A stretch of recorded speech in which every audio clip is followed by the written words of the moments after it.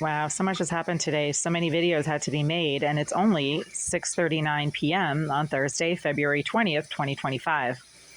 And I have been reporting for years that the same psycho-trash psychopath named Jasmine Irizarry, who is apparently some sort of sponsored career criminal courtesy of the Greenville Group and Oleg Alexiev, her close personal friend in the property management office, has been contaminating my food and my personal care items and my clothing and pretty much anything else she can get her hands on for 10 years now. In 2017, I filed a police report that while I was down the hall for a few minutes using the common bathroom, but with my door unlocked, milk and coffee that I had left on my counter just a few minutes before going to the bathroom down the hall suddenly made me violently ill when I tried to drink it just after coming back from the bathroom. And the violent illness was like instant. It has nothing to do with any, food poisoning from sushi I'd had the day before. This was chemical contamination. And I keep experiencing the same exact instantaneous type of chemical contamination when I try to eat or ingest the same exact items that Irizarry, the psycho scum, hate stalking, rejected psycho trash psychopath, has been compulsively contaminating for years. And compulsively, I mean she refuses to control her behavior. That's compulsion. When you have a compulsion, you can control it. You have a point in your behavioral trajectory where you can either say, yes, I'm going to do this, or no, I'm not going to do this, right? That works for everything in life, everything. So when you're a psycho trash psychopath who has who's positive for a deadly viral disease and you decide to compulsively vomit all over the staff in your therapy group at the Shattuck Hospital, there's a point in your decision making where you can say, yes, I'm going to do this, or no, I'm not. Irizarry was moved from the Shattuck Hospital to this building, which is a mile away, literally a mile away, maybe a mile and a quarter. The Shattuck Hospital is literally just down the street from here. That piece of shit didn't go far in life. She went from being an inmate and a psychiatric patient at the Shattuck Hospital in 2006, when I was on site at the Shattuck Hospital doing my doctoral level clinical training, to being an inmate courtesy of DMH and the Greenville Group in this building. Irizarry literally went a mile and a half in the last 15 years. That's embarrassing. 2006 was 19 years ago? So 19 years. She was a teenager at the time. So I just tried to use these lovely little seasoning packets that I've only had for not that long, maybe a week, to season a bowl of food I just made. And guess what? Every single one of these packets was opened. It literally had holes in it. So when you shake a packet, you shake it like this to try to open the top without a bunch of product getting into the top. That stuff started shooting out from the bottom. Every single one of these packets has been opened, and when I tested it with my finger, instantly I started getting sudden stabbing and cramping pains.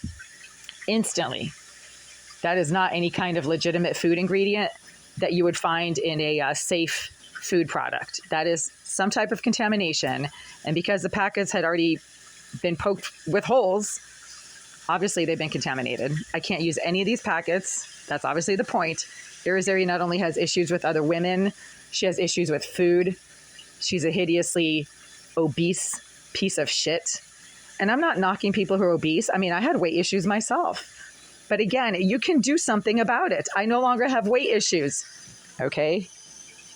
I weigh 130 pounds and I'm 5'3". That is within the very healthy range. I've controlled my weight issues, not by starving myself or going on weird diets, just by making better food choices. Irizarry just chooses not to do anything about her psychotic behavior and her hideous appearance, and then she hates other people for not being as revolting as she is. So I can't use these food packets, and for years she's been contaminating the same exact food items. That's how you know it's the same person. She manages to get in here by picking the lock. She literally made it a point in 2014 and 2015 to pick the lock to my door while I was inside that door, watching her unlock it from the outside, to show that she can do that. At the same time, there's some kind of a chemical additive to this water, as I reported in a video I just made earlier this evening, that burns your skin and causes it to feel like it is literally having holes burned in it by some type of chemical that Irizarry herself claims that she is adding to the water. She didn't say she was adding a chemical to it. She actually said she was adding boogers to it. But it's pretty much the same thing. I mean, you get the picture. She's the one who's deliberately contaminating the water to this unit. And then I have to go down the hall to the common bathroom to get fresh, clean water that does not make me sick or doesn't make my hand feel like it has holes burning in it because there's some type of chemical corrosive agent that is being added to the hot water tap. You don't get the chemical corrosive agent to the cold water tap, but when you have the cold water on only, then it becomes extremely gritty, tacky, sticky, and gluey because Irizarry is also contaminating the cold water tap, just like she's contaminating the hot water tap. And she claims that she's getting paid to do this. Other people who seem to know what goes on in this building have informed me that she is a paid professional harasser and that the Greenville Group is offering her free food and rent in exchange for harassing me so that I'll move out. I mean, I have these screenshots of these comments on social media that people have made, and they were well-meaning comments. These weren't people who were trying to be mean. So in order to try to flush out whatever contamination is being leached into all of the taps to this unit, as I reported earlier this evening, the same hot water burning and stinging chemical is coming out of all 3 taps right now, but not out of the tap in the common bathroom down the hall. Then I have to go down the hall to the common bathroom and try to just flush this water out. I mean, I don't know what's in it. Maybe it'll all run itself out, right? And since the Greenville Group is paying Irizarry to do this, then, you know, they can pay for the water bill because that's on them. That's their decision. If you're going to pay a psychopath to contaminate the water to your to certain tenants' units, but not others, then you should be prepared to pay for the high water bill when they have to keep running the water to flush out the contamination that is causing sudden skin burning, irritation, blisters, or that then coats everything that gets rinsed with it with a sticky, tacky, gritty, gluey residue that does not come from the Boston water supply, because if it did, then every single tap on this floor, including the taps in the common bathrooms, would also have the same sticky, tacky, gluey, gritty residue coming out of the cold water tap. And every single tap on this floor would also have the same skin burning and tingling and irritating kind of additive to the hot water, which is exactly what keeps coming out of all 3 taps in this unit. Well, that's too bad for the Greenville Group, because I was just advised by an agent of the housing court to file a separate lawsuit against the Greenville Group for all of the issues that I just mentioned and listed in the motion that I just filed in court yesterday.